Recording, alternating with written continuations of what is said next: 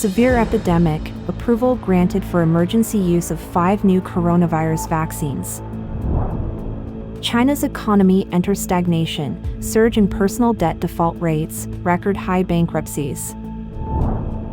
Analyst warns, China's trust industry in trouble, days of high-interest loans to property developers is over. China's economy on the verge of collapse, beware of the smiling face of Xi Jinping. It's all covered in today's China Truths. Severe epidemic, approval granted for emergency use of 5 new coronavirus vaccines. The Chinese epidemic is intensifying, while the Chinese Communist Party authorities insisted that the primary virus-causing infection was mycoplasma. A report from the mainland media outlet Huanggang Daily on December 4 revealed that, from December 1 to December 3, 5 COVID-19 vaccines were granted emergency use approval. These include vaccines from Livzon Group and CanSino, approved on the evening of December 3, and Sanofi, Watson Biotech, and China Cellu, which received approval on the evening of December 1. The report asserts, currently, the overall situation of the national COVID-19 epidemic is generally stable, but there is still a risk of a rebound in China's COVID-19 epidemic in winter. The urgently deployed mixed-batch vaccines are specifically designed to target the main local circulating strains, including the XBB series variants. The mysterious pneumonia epidemic in China, ongoing for more than 2 months, has now extended to multiple countries, sparking global concern. Affected countries include the Netherlands, Denmark, Paris, London, and Frankfurt. The French Minister of Health notes that it has evolved into a pan-European issue. The United States initially identified it in Ohio and later in Massachusetts. In Asia, Malaysia's confirmed COVID-19 cases are increasing, and on December 4, Singapore's Peace Daily reported a doubling of COVID-19 cases within a week, rising from 11,000 the previous week to 22,000 last week. 2. China's economy enters stagnation, surge in personal debt default rates, record high bankruptcies. Recent international reports underscore the challenges facing China's economy, primarily stemming from the bursting of the real estate bubble and a decline in consumer confidence. This has resulted in an unprecedented surge in the number of individuals defaulting on housing and commercial loans. On December 3, the UK's Financial Times reported that, since the onset of the COVID-19 pandemic, the default rate among Chinese borrowers has reached an all-time high. Chinese courts data reveals that a staggering 8.54 million people have officially entered the untrustworthy blacklist due to defaults on bank housing and business loans, with the majority falling between the ages of 18 and 59. This figure represents 1% of China's working-age population, a substantial increase from the 5.7 million debtors at the beginning of 2020. Under the governance of the Chinese Communist Party, there is no personal bankruptcy law, leaving individuals unable to alleviate their debts. A rapid surge in the number of individuals defaulting on debts could send shockwaves through China's financial and social systems. The CCP introduced the social credit system in 2014, implementing a record of credit scores for its 1.4 billion citizens. Once a borrower is sued by creditors like banks and misses subsequent payment deadlines, it triggers inclusion in the untrustworthy blacklist. Critics argue that the CCP's social credit rating system aims to control every aspect of people's lives, implementing a form of comprehensive surveillance reminiscent of Orwellian concepts. The term Orwellian refers to ideas, practices, or situations that are reminiscent of the dystopian themes depicted in the works of George Orwell, particularly in his novels 1984 and Animal Farm. Orwellian concepts typically involve oppressive and totalitarian regimes that exercise excessive control over people's lives, suppress individual freedoms, manipulate information, and engage in pervasive surveillance. Amid the personal debt crisis, Wang Dan, chief economist of Hang Seng Bank, China, warns that the situation may worsen before it improves. The proportion of household debt to GDP, according to data from the National Institute of Financial Development in Beijing, has nearly doubled in the past decade, reaching 64% in September. As the Chinese economy falters, residents' incomes decline, and many grapple with debt, an increasing number of families are struggling to meet ends, with job insecurity reaching a record 21.3% youth unemployment rate in June, prompting the government to halt related data releases. For individuals blacklisted, coping with numerous restrictions imposed by the Chinese government results in significant hardships. Defaulters and their families are barred from working in government departments and even from using toll roads. Jane Zhang, the owner of an advertising company in Jiangxi province who defaulted on bank loans, faced panic when the court prohibited her from using WeChat Pay to buy meals for her child in May. Despite convincing the court to lift the mobile payment ban, other penalties remained.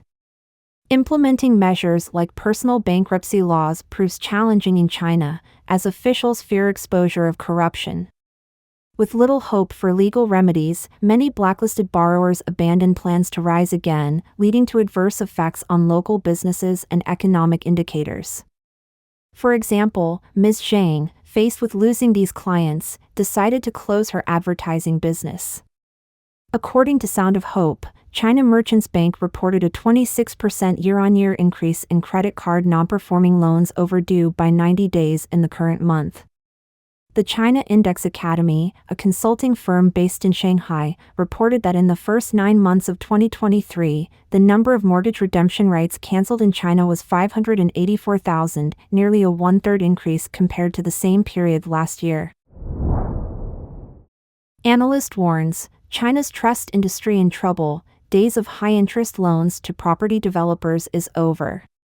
4 years ago, an analyst predicted a series of crises for China's regional banks.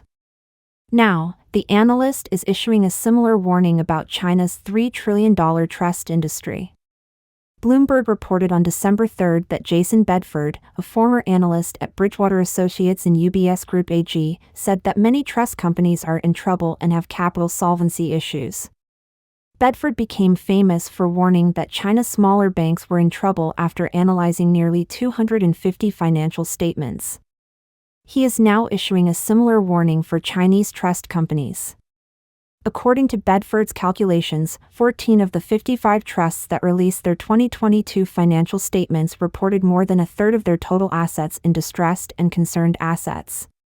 According to Bedford, a significant number of the 13 companies that failed to report may also be in trouble. In 2016, Bedford, then an analyst at UBS Securities, inspected a series of banks that accounted for nearly 87% of China's banking industry assets and warned that the tipping point in China's banking industry might occur in 2019. In 2019, after reviewing the financial statements of nearly 250 Chinese banks, he once again asserted that the banks he covered faced a funding gap of 2.4 trillion yuan, approximately $349 billion. As of the end of June 2023, China's trust industry managed more than $3 trillion in assets. The trust industry has long been an important source of financing for Chinese real estate developers, but cracks have appeared in the industry. In August this year, some Chinese investors who were worried about losing their money gathered outside the Zhongrong International Trust Building, a subsidiary of Zhongxi Group, and protested loudly. Many of Zhongrong Trust's financial products have collapsed. In May this year, Xinhua Trust Company collapsed, becoming the first trust company to go bankrupt since the promulgation of the trust law in 2001. Trusts typically take deposits from wealthy individual investors and companies and invest them in stocks, bonds, and other assets, including providing loans to companies without access to traditional banks. According to Bloomberg Economics, trusts, which operate with less regulatory oversight than banks, account for almost 10% of China's total loans. Bedford said that while Zhongrong did not exhibit typical stress indicators, with non-performing assets accounting for just 3.7% of total assets last year, its problems appeared to stem from the wider Zhongxi Group, which played a key role in raising financing. This month, the shadow banking giant disclosed a $36.4 billion balance sheet shortfall. After that, Beijing launched a criminal investigation into Zhongxi's capital management business. Bedford said, While some trusts still have a future, the days of high-interest loans to property developers, which have long been the backbone of many trusts, appear to be over. China's economy on the verge of collapse. Beware of the smiling face of Xi Jinping. On the occasion of the 30th Asia-Pacific Economic Cooperation (APEC) summit in November, Beijing changed its wolf warrior attitude towards the United States. The party leader reiterated that there is no reason why China-US relations should be ruined. In a recent interview, senior media person Qin Xiang said that multiple data from China revealed GDP fraud and believed that serious problems in the Chinese economy were the reason for Beijing's friendly gestures to the United States. He also talked about the history of the Chinese government to warn that Beijing's original intention of destroying the United States remains unchanged and reminded the United States not to be deceived again. GDP growth suspected to be fake. China's National Bureau of Statistics claimed that China's GDP grew by 5.5% in the first half of this year. Qin Xiang said that the main driving forces of China's GDP are consumption, investment, and import and export trade. However, the above three components have all decreased significantly in the past 6 months.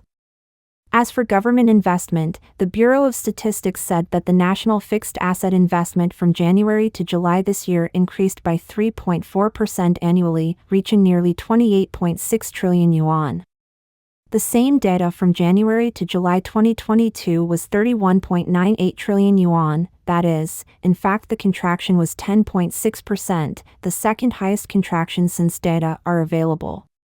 Foreign investment has also dropped significantly. From April to June this year, the mainland attracted only $4.9 billion in foreign direct investment, a sharp drop of 76% from the 20.5 billion yuan in the first quarter, and a sharp drop of 87% from the same period last year. Qing pointed out that due to the serious decline in the number, the authorities simply did not release this data from August. Just like not releasing the unemployment figures among young people, if we don't publish it, people will not see the crisis. In terms of import and export trade, mainland customs data showed that the export of goods from January to July this year was 1.94 trillion yuan, a decrease of 5.7% compared with the same period last year. The export of goods in July alone was 281.5 billion yuan, a decrease of 14.8% year-on-year. The trade surplus in July was 64 billion yuan, down 27.2% year-on-year. In addition, according to the tax data for the first half of this year released by the Ministry of Finance of China, various representative tax data significantly reduced. Qin Xiang questioned, based on the above data, where did the authorities' claim of 5.5% GDP growth come from? He also believes that China's economic prosperity in the past was related to the harmonious state of China-US relations. Becoming an enemy of the United States causes economic crisis. Qin Xiang recalled that when then Vice Premier Deng Xiaoping visited the United States in 1979, Li Xinji, who later became the director of the Institute of American Studies of the Chinese Academy of Social Sciences, accompanied him. He asked Deng why he valued relations with the United States. Deng responded, looking back over the past few decades, all countries that have good relations with the United States have become rich. The present leader of the Communist Party of China wanted to see U.S. President Biden with a smile on his face and put aside his wolf warrior diplomacy because he wants to have a good relationship with the United States and improve the economy. Qin Xiang quoted the views of Lu Mengxiong, a former member of the National Committee of the Chinese People's Political Consultative Conference, saying that the root cause of economic problems lies in politics.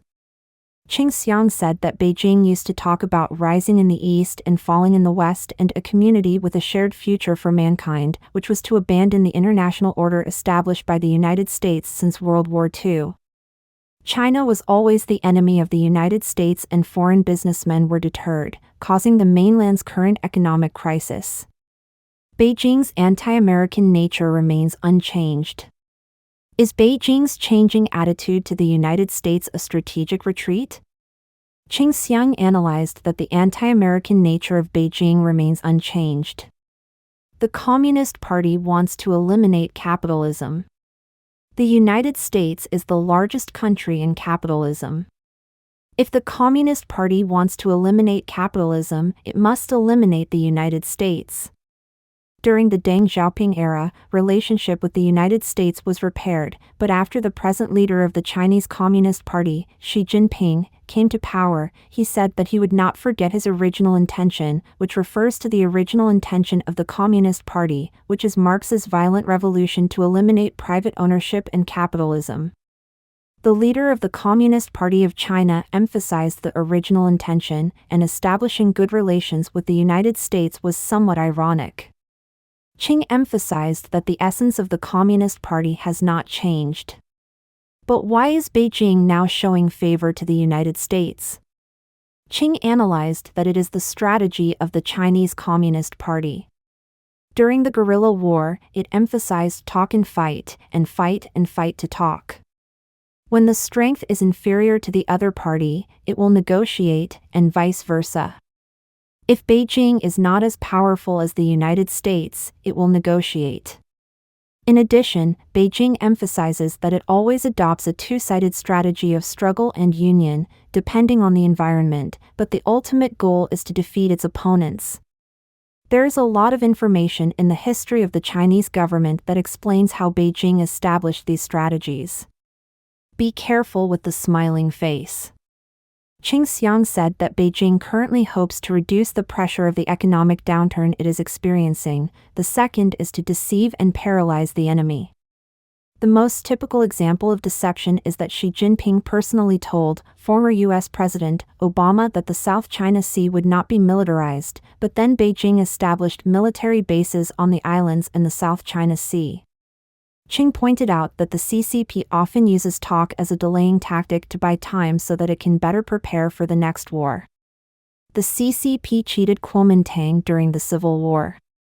In 1946, during the Chongqing talks, Mao Zedong held talks with Chiang Kai-shek and even shouted "Long live Chairman Chiang." However, this time he was deploying a new war and launched 3 major battles soon after returning to Yan'an. Qing Xiang also said that the CCP dresses up as a pacifist through talks to win support from public opinion and uses peace talks to put its opponents into a defendant status for launching wars. Beijing uses this to gain the support of ordinary people. Qing Xiang pointed out that behind the smiling face of Xi Jinping during the APEC summit, you have to be very careful. Behind his smiling face, see what his insidious strategies are. Qing Xiang feels that it is a pity that some people believe that China and the United States would restart friendly relations. I think this idea is based on a lack of understanding of the CCP. Don't forget to comment in the section below to share your opinions on today's topic with us. If you find the information helpful, please share this video with a friend to watch together.